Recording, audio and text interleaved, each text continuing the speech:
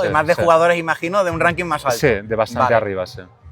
El mundo del fútbol es muy interesante, pero es muy difícil. Hay muchas complicaciones, muchos intereses, mucho politiqueo. Ha generado todo esto porque los hábitos generan a la persona, generan el carácter.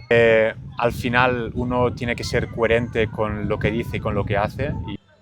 ¿Tú estás al 100% satisfecho de hasta dónde pudiste llegar junto a Nico Jarry? ¿O crees que podrías haber llegado más lejos? Yo estoy 100% satisfecho de...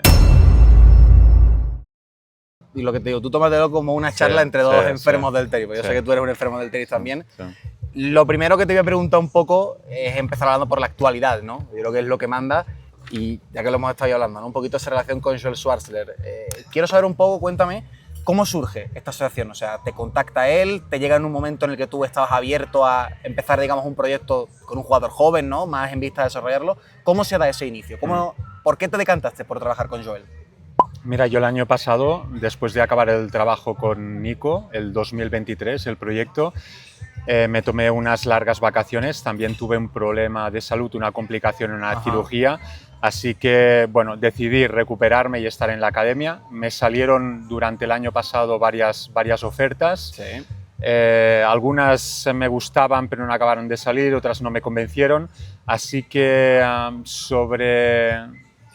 sobre octubre más o menos del año del 24 me contactó Galo Blanco. Con Galo Blanco ya habíamos convertido algunos jugadores. Me contactó de la posibilidad de empezar con un chico joven pero con mucho potencial. Él vino a Barcelona a conocerme con su padre. Qué bueno. Estuvo un par o tres de días trabajando en la academia. Nos conocimos, me dio buen feeling. Yo creo que era un reto importante para mí. Además, creo que es un buen chico, y yo también pues, tengo la posibilidad de escoger alguno de los proyectos y escojo un poco también la persona y el potencial que tiene. Así que, bueno, viajé con él después un par de semanas, el ATP de Viena. Hice una semana más para conocerle en la competición y al final fueron bien los feelings por ambas partes y me decidí por él.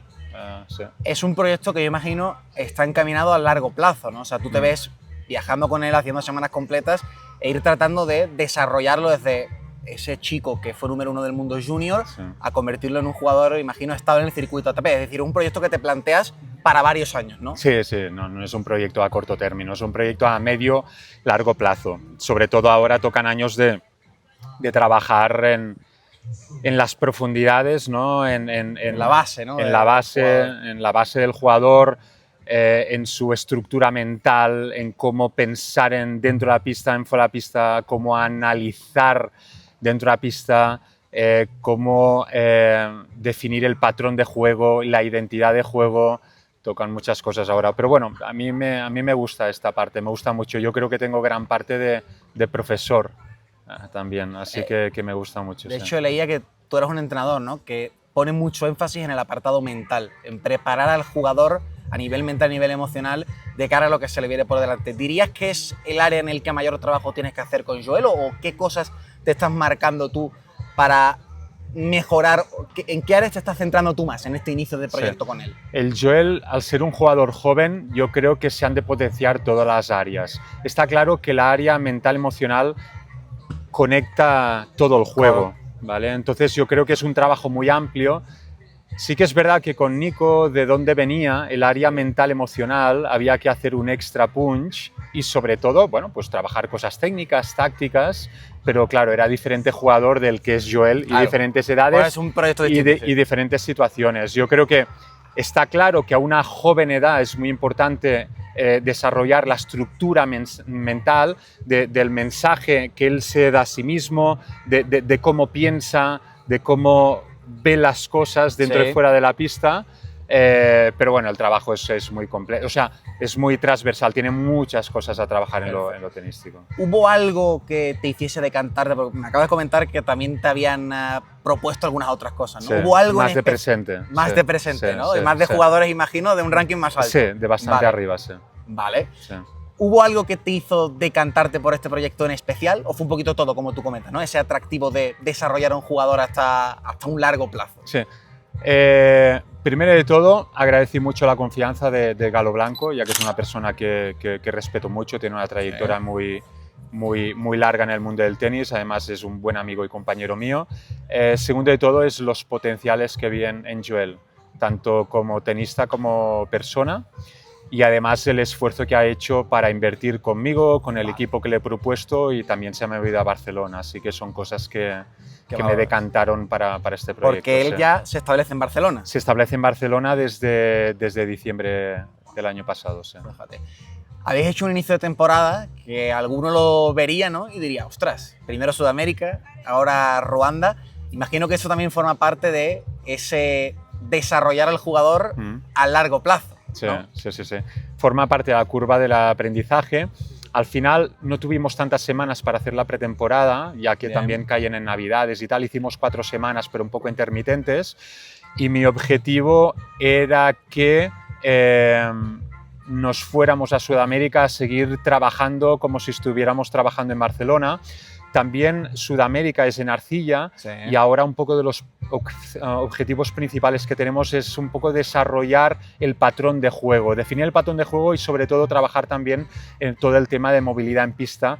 Y la tierra nos proporciona un magnífico sitio donde poder progresar, y un poco mi idea era que la primera parte del año, si no hay cambios, las haga en tierra para poder interiorizar todo este proceso. Ahora es más de hacer las cosas bien, masterizar las cosas que tenemos como objetivo y trabajar mucho en el proceso. A nivel de juego, ¿dónde ves tú el techo de Joel Schwarzer? Porque al final es un jugador que ha sido número 1 del mundo junior, que forma parte de una generación que tiene nombres como Fonseca, como la andaluza, de los que todo el mundo habla ya al corto plazo, y vosotros hacéis un trabajo a largo plazo. ¿Dónde está el techo de Joel? El techo de Joel, sus ganas, su determinación, hay muchos factores que lo determinarán, pero yo creo que puede ser un jugador de arriba siempre y cuando, aunque hay muchas expectativas, respete las etapas de crecimiento, y es un poco también en lo que me voy a centrar. Ahora tocan años de trabajo muy duro, siempre hay que trabajar, siempre hay que evolucionar, pero estos 2 primeros años es de construir. Yo creo que ser muy bueno en la etapa junior no garantiza un éxito asegurado. Cierto. Yo sé de bastantes casos. En este caso, Fonseca es un caso de éxito. La andaluza está en proceso. Yo creo que son diferentes procesos de maduración en lo tenístico, en lo personal, en como persona. En este sentido, Joel aún necesita mucho trabajo. No quiere decir que vaya por detrás, pero necesita mucho trabajo, y tenemos que entender quién es él, sus potencialidades, y desarrollar su persona y su juego conforme a lo que tiene en este momento, ¿no? Respetar. Y la última que te voy a hacer sobre Joel es a lo del techo, ¿no? A nivel de juego, ¿cómo lo definirías tú como jugador? O más, ¿cómo lo definirías ahora? ¿Dónde te gustaría que se dirigiese él como tenista? A nivel de estilo de juego, a nivel de principales virtudes, ¿dónde te gustaría desarrollarlo, encaminarlo? Bueno, yo creo que Joel en muchos aspectos del juego puede ser muy completo. Es un chico que puede llegar a sacar bien, hacer mucho daño, además es zurdo, con lo que genera esto. Tiene cierta noción natural en la red, le falta trabajar más los 3/4, media pista, las transiciones de fondo de pista.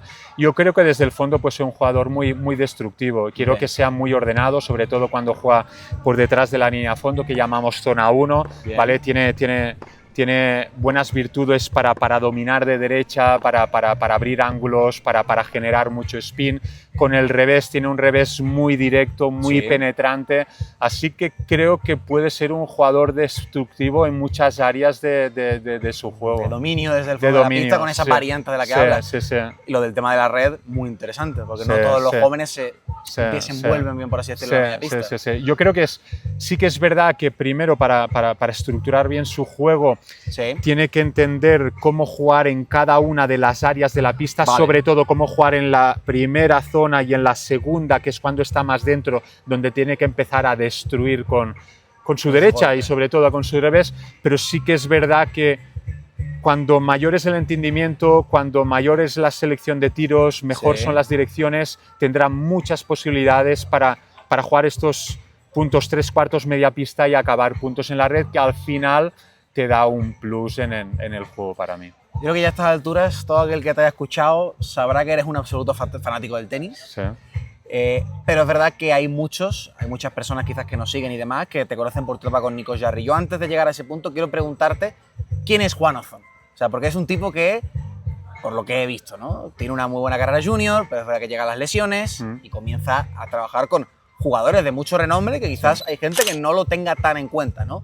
¿En qué punto de tu vida estás ahora mismo y cómo ha sido tu camino hasta llegar primero a trabajar con Nico y ahora ya establecerte como un entrenador, sobre todo a nivel hispanohablante, que es conocido por la gente?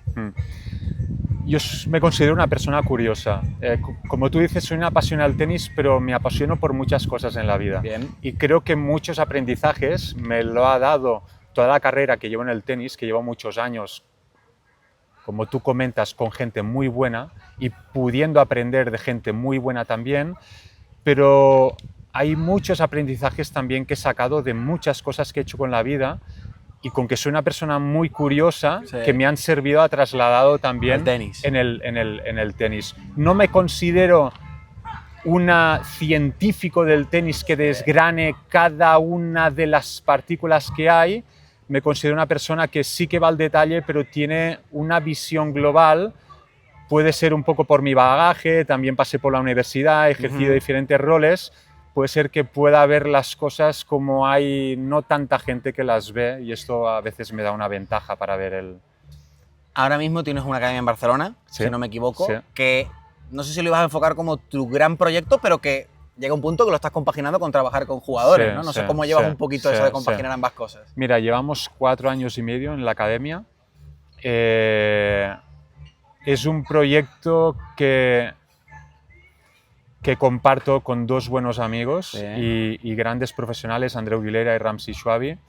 Es un proyecto familiar con el cual me siento conectado. Siempre estoy al día de lo que hacen todos los chicos, sí que es verdad que puedo compartir pocas horas con ellos. Y es un proyecto de vida porque es un proyecto que comparto con gente que quiero en una tarea en mi vida que es el tenis que amo. Y en la academia también intentamos ayudar a chicos y sobre todo un poco darles lo que nosotros como jugadores no recibimos, que es un poco el entender quién es el jugador, el entender qué jugador puede ser, ¿no? Y darles un poco ese soporte, ¿no? Sí, ese soporte, sí, y ver un poco cada jugador sus potenciales e intentar desarrollar estos potenciales, ¿no? Yo no tuve la gran suerte de que me pudieran desarrollar todo lo que a lo mejor podía dar en mi nivel, así que es algo que se me quedó y que compartimos dentro y que compartimos con Ramsey, con Andreu, así que, bueno, es una buena tarea, yo creo. Tener un poco también, a pesar de ser una academia, ¿no? Un enfoque también individual, por lo que te estoy escuchando en los jugadores, que no sea todo, que no se trabaje de la misma manera con todos, ¿no? Sí. No hay un sistema absoluto, yo creo que hay que entender de todos los sistemas posibles y hay que aplicar según las necesidades del jugador. Y no somos una academia muy grande, somos un grupo de competición, yo creo que ahora tenemos unos 22 chicos, con bastantes entrenadores, creo que somos 11 en plantilla, y bueno, es divertido. Ojalá que siga yendo todo bien, que es lo más importante. He visto que estáis bien establecidos y demás, así que la gente le eche un vistazo, ¿no? Next Level Tennis, si no me equivoco. Pues ahí queda eso. Te voy a preguntar, vamos a pasar una etapa que, como te digo, ¿no? Te ha hecho seguramente muy conocido digamos, en la zona hispanohablante.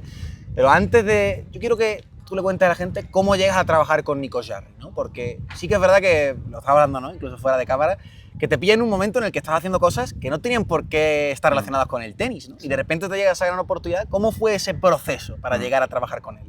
Antes de Nico pasé un par de años en la Premier League, ya que soy una mente curiosa y bueno, conocía al que fue mi partner, entonces él venía más de la parte financiera, él trabaja ya para equipos, para agencias, para jugadores, y yo desarrollé la práctica deportiva, así que me aventuré estos 2 años ahí. Hubieron cosas que fueron muy bien, otras no fueron tan bien, fue una gran experiencia, entonces surgieron cosas en mi vida personal, que me quise volver a Barcelona, un poco combinado con el inicio del COVID. Vale. Entonces por diferentes razones decidí volver a lo que amaba, ya que el mundo del fútbol es muy interesante, Sí. pero es muy difícil, hay muchas complicaciones, muchos intereses, mucho politiqueo, y me acabé cansando de ciertas circunstancias.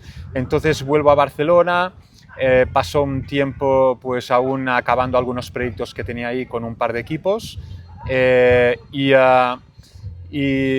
entonces, en una conversación que tenía con IMG, Sí. surgió la posibilidad, tenía algún proyecto que podía hacer algunas semanas, surgió la posibilidad de Nico Jarry.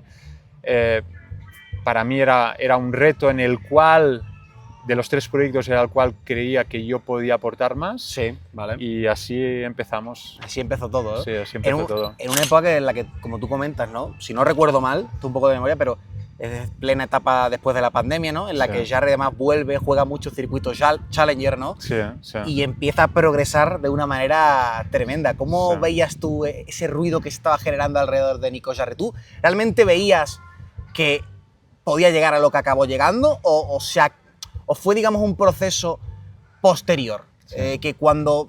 En esos primeros días, ¿cómo veías tú todo lo que se generaba alrededor de Nico? Mira, cuando empezamos con Nico, no era post-pandemia absoluto, ¿no? Sí.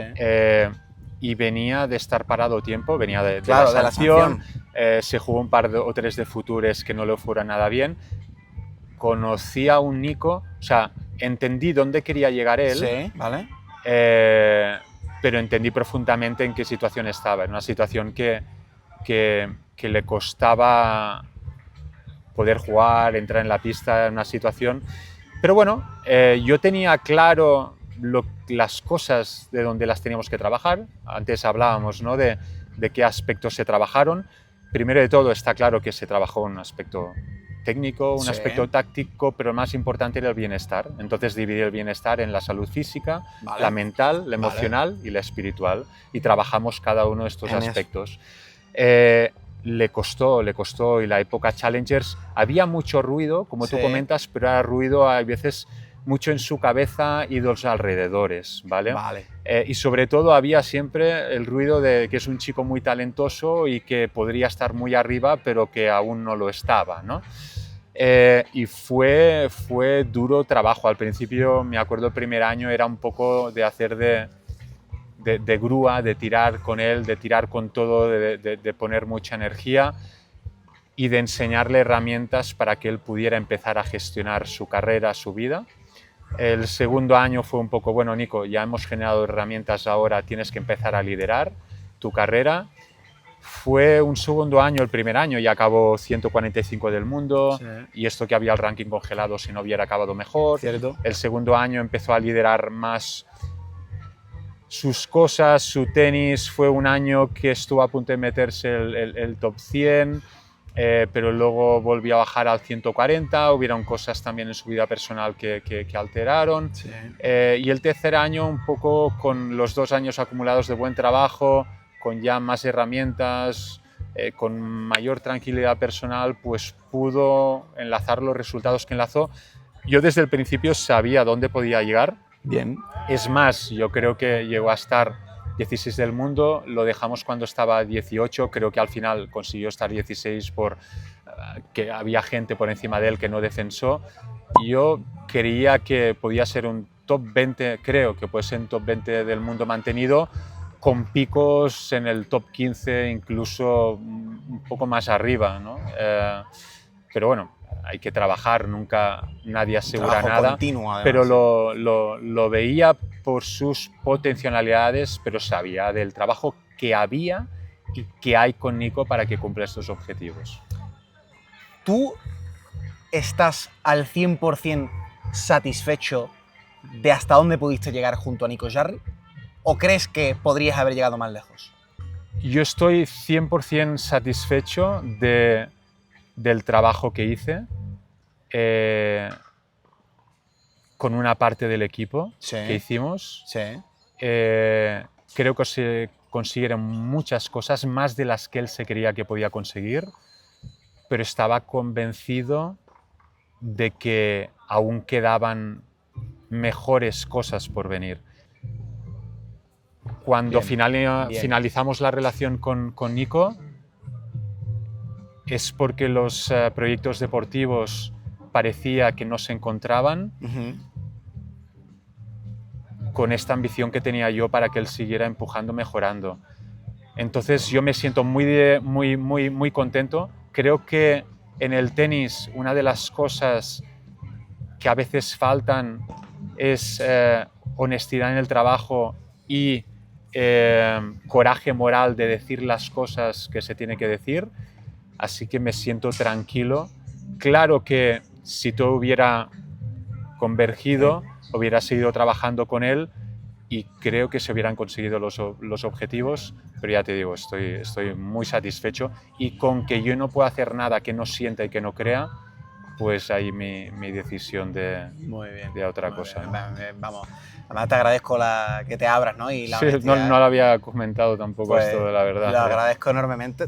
Hablabas tú del ruido que se había generado con Nico en el primer tramo, ¿no? Por así decirlo. Chile es un país muy pasional, sí. Lo comentabas, ¿no? Para lo bueno, para lo malo, pero hace muchísimo ruido. Sí. Y hay mucha gente en Chile que te valora enormemente por la labor que hiciste con Nico Jarry.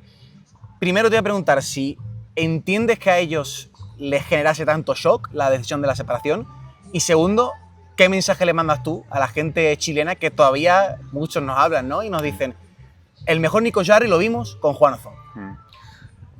Entiendo que les generará shock. Para mí, ciertamente, algunas cosas que pasaron al final después de París-Bercy ¿sí? También me generaron cierta tristeza. Al final uno tiene que ser coherente con lo que dice y con lo que hace y es la máxima finalidad que tengo en la vida, así es como me educaron. Entiendo que generaron shock, entiendo que a lo mejor no se veía un sentido desde fuera, pero claro, las mecánicas internas de los equipos, al final es una profesión. Son muchas piezas. Es una profesión muy dura en el cual dejas parte de tu vida por otra persona. Uno tiene que ser feliz con lo que hace. Entonces, hay muchas cosas implicadas en estas decisiones. Y yo con Chile, con su gente, con los padres de Nico, con la parte de la familia de Nico, estoy súper agradecido. Me sentí muy querido, muy respetado. Incluso muy escuchado, ya que no soy un entrenador que habla mucho de resultados, aunque los tiene muy claros, esto no hay que decir, ¿no? Siempre hablaba desde el corazón y me sentí querido y no leo mucho, tampoco no soy muy fan de las redes, pero sí que se me guarda un cariño. Muchas periodistas me han tratado con cariño y la verdad que tengo un gran aprecio por ellos y por este aprecio les pido también que entiendan que no es un camino fácil, de que apoyen en las buenas y en las malas, que siempre hay más de lo que ellos ven y que bueno, que tienen muy buenos jugadores, que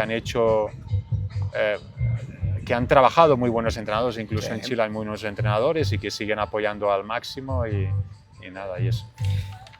El actual Nico Jarry está encadenando derrotas, evidentemente está en un momento, ¿no? En el que incluso tiene que, después de los problemas que sufrió, ¿no? A nivel de oído y demás, recuperarse todo un poco eso.